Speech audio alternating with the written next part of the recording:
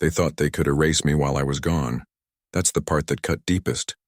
Not the theft itself, not even the arrogance of those HOA people, but the sheer insult of believing I wouldn't notice. That I'd march off in uniform, disappear into the desert and never come back, like my blood spilled in the sand meant I'd forfeit the one thing I swore I'd hold on to until my last breath. They thought I was disposable. They thought my land was up for grabs. The last memory I had before leaving for deployment wasn't of the base or the briefing room. It was of my ranch. I walked the fence line the night before I shipped out, boots crunching against dry earth, the sun sinking low and casting everything in shades of gold. My father had built those fences with his bare hands, cedar posts hammered into the dirt long before I was born. My mother planted wildflowers along the creek that split the property in two, and even when the droughts came, those flowers fought their way up through the cracks. That land was stubborn, just like us. I paused by the barn, resting my hand on the weathered wood. The old paint had long since peeled, but the smell of hay and dust, the echo of horses stamping their hooves inside, it all felt eternal. I whispered to myself, I'll be back. Doesn't matter what happens out there, I'll be back. I meant it with everything I had. Deployment strips a man down to his bones. Out there, the heat doesn't forgive. The enemy doesn't pause. Every second you're awake, you're scanning for movement, for the sound of something too sharp or too sudden. Nights are worse. The silence hums like it's daring you to relax, to drop your guard just long enough to regret it. Letters from home kept me tethered, but even those came few and far between. Some days I wondered if the world outside the wire still existed, or if it was just a dream I'd wake up from one day. And through all that, what carried me was the thought of coming back to the ranch. I pictured myself stepping off the plane, hugging the dirt road that led to the front porch, dropping my duffel by the door. I thought about fixing that leaky roof, painting the barn like my old man used to talk about, maybe finally getting some cattle back out on the fields. The land wasn't just a place, it was the anchor of my entire life. So when the deployment ended, when the commander shook my hand and thanked me for my service, I didn't waste a second. I didn't go home to rest. I didn't even go to see old friends. I drove straight through the night, headlights cutting across empty highways, the smell of sand and sweat still clinging to me. My hands gripped the wheel tighter the closer I got, heart pounding like I was coming back from a first date. But nothing could have prepared me for what I saw when I pulled off the familiar road. Gone, everything gone where the open pastures once rolled out like a green ocean. There were now paved streets lined with plastic mailboxes. My father's barn had been replaced by a cul-de-sac.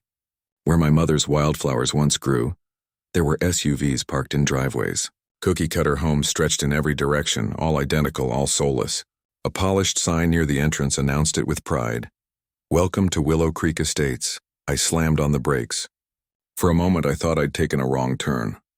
My eyes darted left, right, looking for some landmark, some piece of the world I knew. But no. The oak tree on the corner was still there, though its roots now cracked the edge of a sidewalk. The slope of the hill was unmistakable. This was my land, and strangers were barbecuing on patios built over my childhood. My chest tightened. I stepped out of the truck, boots sinking into the unfamiliar asphalt, and I swear I felt dizzy, like the ground itself was rejecting me. I saw kids playing tag in yards where my brothers and I had once raced horses. Their laughter stabbed me in ways I didn't expect. I wanted to scream, to demand they all pack up and leave, to rip the sign out of the earth and burn it. Instead, I clenched my jaw and drove straight to the little brick building at the Subdivision's entrance. The so-called HOA office, the epicenter of this theft. The place where someone thought they could sit behind a desk and sign away my life. Inside, the air smelled of lemon polish and artificial flowers. Behind the counter sat a woman in a pastel cardigan, her hair perfectly coiffed, her smile wide and fake. She looked up from her computer screen with the kind of expression people wear when they think they're in control. "Can I help you, sir?" she asked, her tone dripping with politeness. I dropped my military ID on the counter so hard it rattled her coffee mug. "Yeah, you can explain to me why the hell I came back from deployment to find my land stolen out from under me." Her smile faltered. She adjusted her glasses, tapping on her keyboard as if the answer might magically appear. "I'm not sure what you mean, sir." I leaned in, close enough for her to see the sand still embedded in my fatigues. "I mean the ranch that's been in my family for 80 years. The one I left standing when I deployed overseas. Now there's a subdivision sitting on it. You're gonna tell me how that happened." Her fingers fumbled over a stack of papers. She cleared her throat. "Well, according to the records, the property was delinquent on HOA dues." "HOA dues?" My laugh was sharp, bitter. "Lady, my family owned that land outright before half of these houses even existed. I never signed up for any HOA." Her eyes darted nervously to the security camera in the corner. "The association acquired jurisdiction when the development expanded. Notices were mailed out. When no response was received, the property was foreclosed and sold at auction. The HOA purchased it. It's all perfectly legal." That word again. Legal. As if a word scribbled on paper could undo a lifetime of sweat, blood, and memory. As if legal could excuse stealing a man's home while he was fighting for the very freedoms these people were abusing. I slammed my hand on the counter, the sound echoing off the pristine walls. "I was overseas, fighting, bleeding, watching my brothers die. And you vultures sold my land because I didn't answer some mail? You think that's legal?" Her face paled. "Sir, if you're threatening me..." I snatched up my ID, my voice low and sharp as a blade. "I'm not threatening you. I'm promising you. This isn't over." I turned and walked out, the glass door slamming behind me so hard the frame rattled. That night, I lay in a dingy motel on the edge of town, staring at the cracked ceiling, the hum of the air conditioner the only sound in the room. My mind spun in circles, refusing to rest. I thought about the faces of the men I'd left overseas, the ones who never made it back. I thought about the letters I'd written to my mother's grave, promising her I'd take care of the land. I thought about the dirt road that no longer existed, replaced by driveways and sprinklers. Every memory burned hotter until it was all I could feel. Rage. But rage without action is just fire with no fuel. I rolled over, grabbed my phone and scrolled through contacts. Brothers in arms. Men I trusted with my life. Men who'd walked through hell for each other. The first call was short. "Hey, brother. What's up? Haven't heard from you since you got back." "They took it," I said, my voice flat. "Took what?" "My ranch. The HOA foreclosed while I was deployed. Sold it. Built a subdivision on top of it." Silence. Then a low whistle. "You're kidding." "I wish I was." Another pause. Then his tone shifted, cold and dangerous. "They messed with the wrong guy." Word spread fast after that. Calls turned into late-night conversations. Men telling me they'd seen plenty of injustice overseas, but this was different. This was personal. They knew what it meant to fight for something sacred, and they weren't about to let a bunch of bureaucrats in cardigans strip me of mine. By the time I explained the whole story, the response was unanimous. "Tell us where and when." I ended the last call and sat in the silence of the motel room, staring at my reflection in the dusty mirror. The man who looked back at me wasn't the one who had left months ago. He was harder, sharper, and now, fueled by betrayal, he was something else entirely. The subdivision thought they could hide behind paperwork, thought they could bury me in legalities, but they had no idea who they were dealing with. I'd fought enemies who wanted me dead, and I'd survived. Now I was coming for them, and I wasn't coming alone. The first step was gathering the men. When word spread through the unit, it didn't take long before the calls came back, one after another like rolling thunder. Some were short, just a grunt of agreement, a promise spoken in a few words. Others were longer, filled with the kind of anger only brothers in arms can share. Men who understood betrayal in their bones.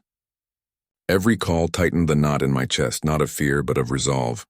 I wasn't alone anymore. The motel room became my war room. I cleared the little round table of its sticky coffee rings, spread maps of the subdivision across it, and marked out what used to be my land. The place looked sterile, uniform, carved up into neat little boxes that someone thought meant progress. To me, every cul-de-sac was a scar. Every streetlight was a trespass. When the first of the guys arrived, he didn't knock. He shoved the door open, duffel bag slung over his shoulder, eyes hard as steel. "Damn, brother," he muttered, setting his bag down. "They really did a number on your land." I nodded, my throat too tight to answer. He stepped closer, scanning the map. "So what's the plan?" Within a week, more of them trickled in. Old friends, brothers. Some still wore their hair cropped military short. Others had grown scruffy beards, but the look in their eyes was the same. Focused, dangerous, ready. These weren't just men with grudges, they were men with training. And training doesn't fade. It sharpens in the dark, waiting for the moment it's needed. We set up cots in the motel rooms. We cooked meals on hot plates, ate out of paper cartons, and stayed up late into the night with the maps spread out between us. Every time I traced the streets with my finger, I remembered what used to stand there. The barn, the creek, the grazing fields. The subdivision might have erased it physically, but in my memory it was all still alive. And that made it easy to know what we were fighting for. The guys weren't subtle in their anger. They stole from you while you were in uniform. One spat, slamming his fist against the table. That's not just theft. That's spitting on every one of us. Exactly, another agreed.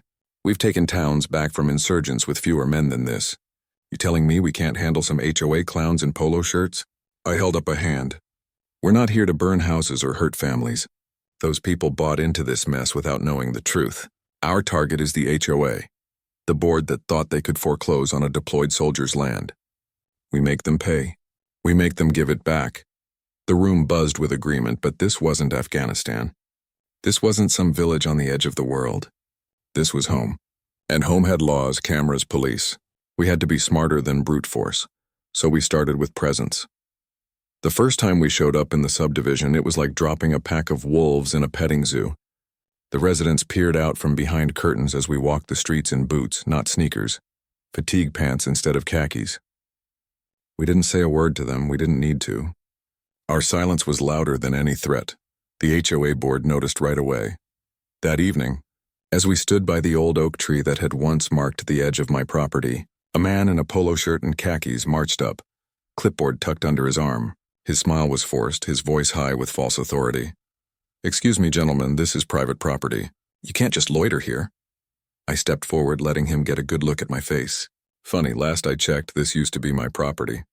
80 years in my family before you snakes stole it while I was deployed. He swallowed hard but tried to keep his composure. "I don't know what you're talking about." "The HOA legally acquired." I cut him off, my voice dropping low. "Don't say that word again. Legal. You think paperwork makes this right? You think hiding behind signatures makes you untouchable?" Behind me, my brothers shifted, silent, their eyes locked on him. He felt it. The weight of men who'd seen worse than him, who'd stared down real enemies, not pencil pushers. He stammered, "Look, I'll have to ask you to leave. If you don't, I'll call the sheriff." I smiled, but there was nothing kind in it. "Go ahead, call. You think I'm scared of a badge? Half the deputies around here grew up with me. They know this land was mine." He faltered, then turned and walked quickly back toward the subdivision office.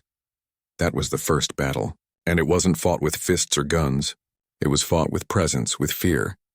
Over the next days, we escalated. Quietly, strategically.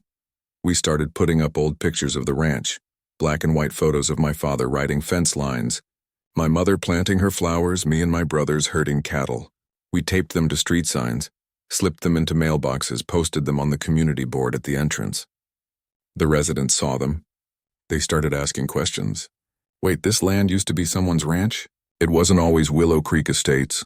Whispers spread faster than fire in dry grass. The HOA scrambled to contain it. They tore down the pictures. They issued memos about unauthorized postings.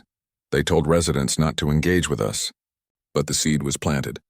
Families looked around their manicured lawns and wondered if they were standing on stolen soil. One night I walked the cul-de-sac where the barn had once stood. I could still see it even in the dark, the ghost of it in my memory looming larger than any prefab house. I crouched down, touched the earth, and whispered, "I'm bringing you back, no matter what it takes." The next morning, the HOA sent 2 security guards to escort us out. They weren't real security, just rent-a-cops with shiny badges and nervous hands. My brothers and I didn't even flinch. We stood in formation, arms crossed, and stared them down until they muttered something about calling the real cops, and left. It was psychological warfare now, and we were masters of it. But still, I knew intimidation alone wouldn't win the war. The HOA had documents, deeds, lawyers.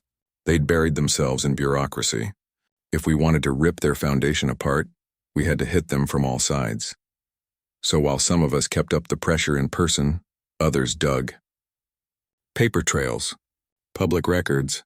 My buddy, A former intel officer spent hours combing through county databases finding every shady loophole the HOA had used. The deeper we dug, the uglier it got. Fraudulent signatures, improper notices, foreclosure without proper due process. They hadn't just bent the law, they'd broken it. The subdivision wasn't just built on my land, it was built on lies. That discovery lit a fire under us. Now we weren't just avenging a theft, we were exposing corruption. And that meant we had leverage. The next board meeting was their mistake. They tried to hold it in the HOA office, thinking they could keep it quiet, keep it controlled. But we were there, lined up outside before it even began. Residents gathered too, drawn by curiosity, maybe even guilt. The board members looked out from behind the glass and saw a wall of veterans standing in silence, arms folded, eyes unblinking. When they opened the doors, I was the first inside. I didn't shout. I didn't rage.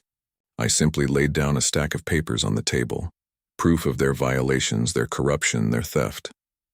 And then I leaned close enough for every one of them to hear the steel in my voice. You stole from me while I was overseas. You thought I wouldn't come back, but I did.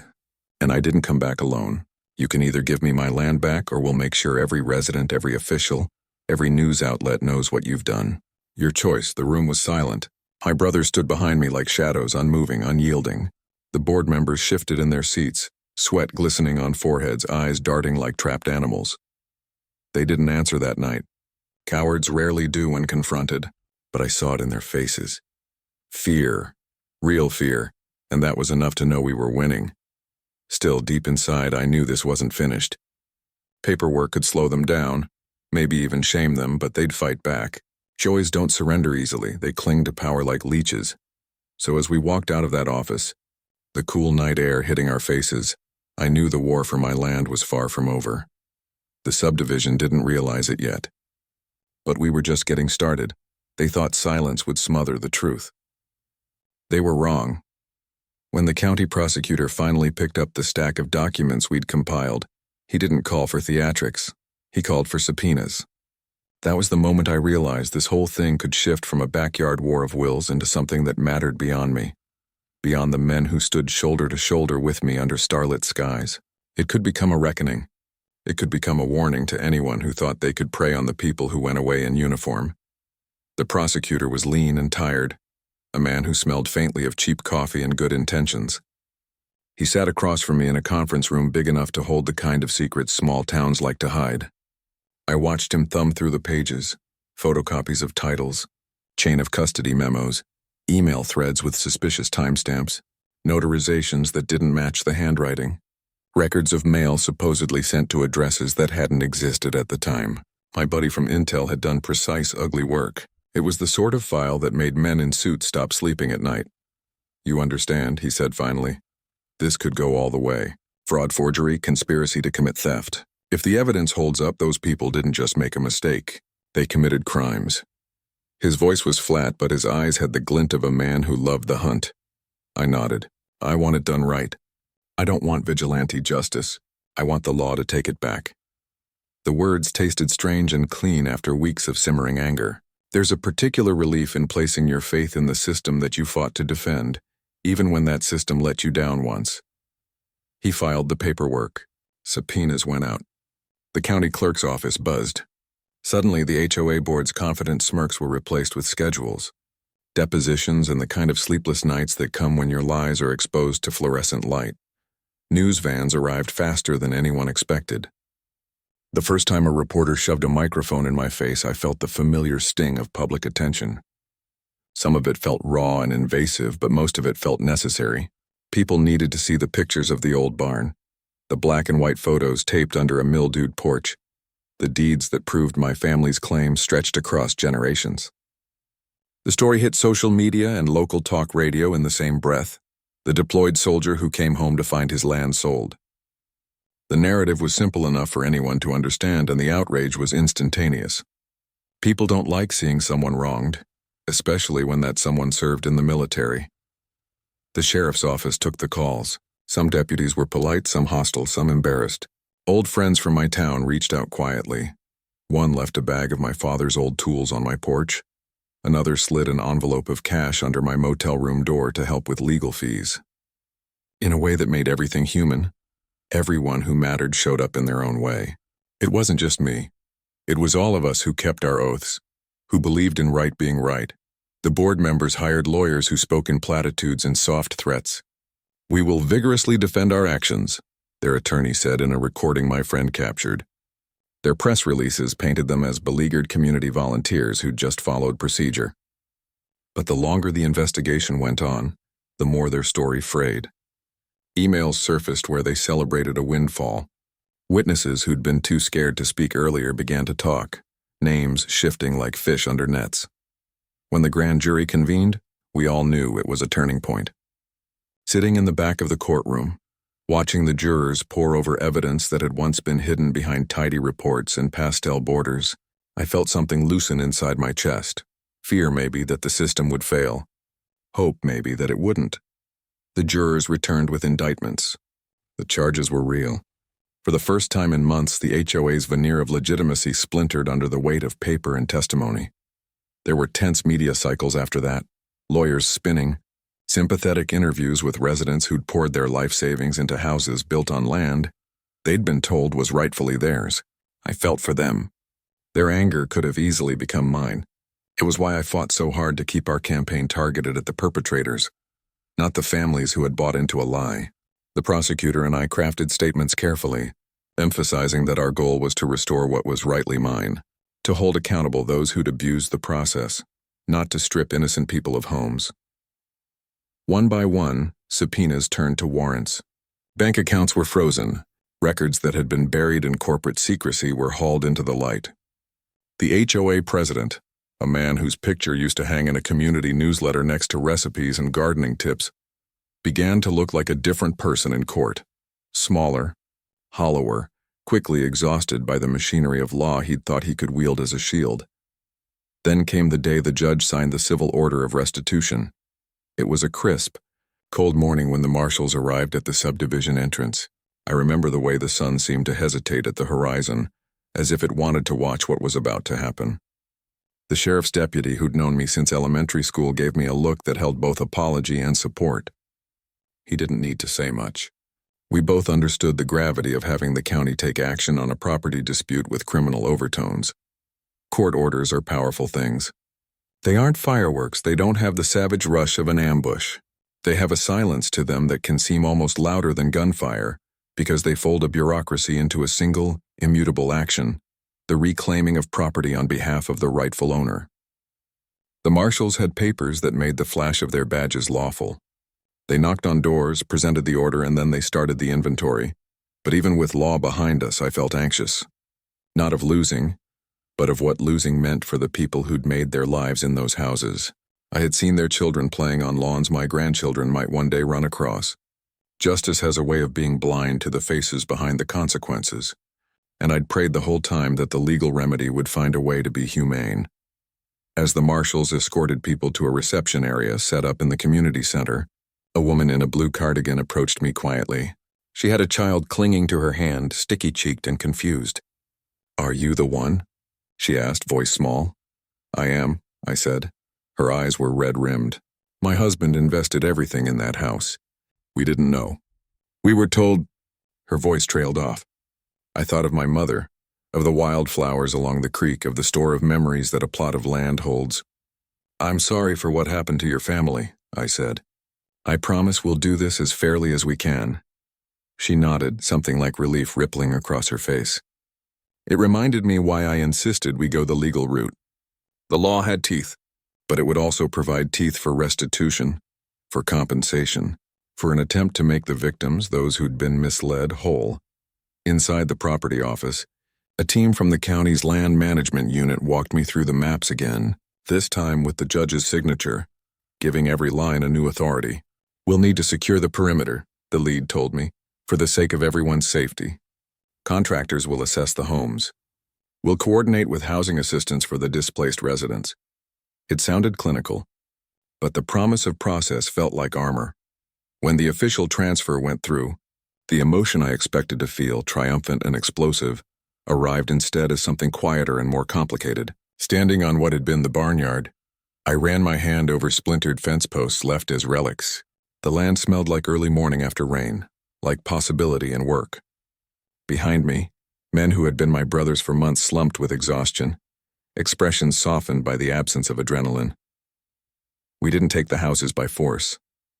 We reclaimed the deed, and then we set a plan in motion that would honor both the law and the lives tangled in its wake. The county offered compensation funds for those who'd bought homes in good faith. Criminal prosecutions moved forward for those who'd orchestrated the fraud. The court ordered the HOA's assets frozen and appointed a receiver to manage the legal fallout. Creditors discovered the board's shell companies, and suddenly what had seemed like a small-town power play unraveled into something that would leave men in suits a